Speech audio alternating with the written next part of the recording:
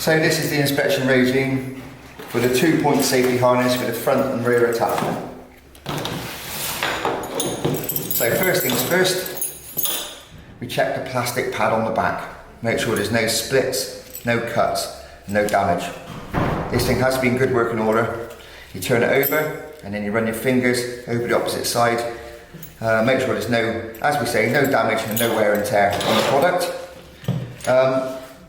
Good practice is always to start with one colour webbing first. So you either do your black webbing or you can do your grey webbing. We're using the bare hands and we're going from top to bottom of the harness. You turn it over and you check the opposite side, looking for cuts, rips, tears, pulled stitches, contamination. One thing to bear in mind, everybody, is that you should never ever write your name on a safety harness using a marker pen, because the chemicals do damage the structure of the harness. So no writing on the harness. You check all your black webbing first, make sure your tidies on as well, your little plastic cable tidies.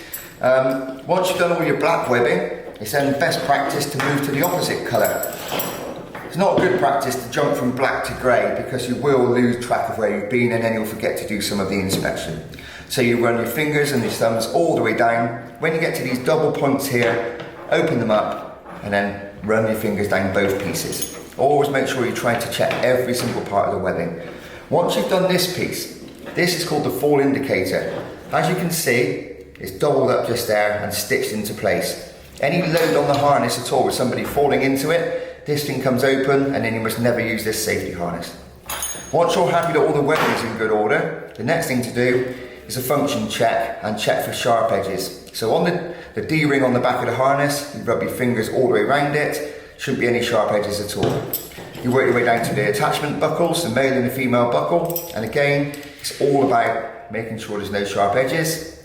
You move your way to the leg straps. You can also undo these buckles, check them with your fingers and thumbs, and then reattach them to make sure that they're all working properly.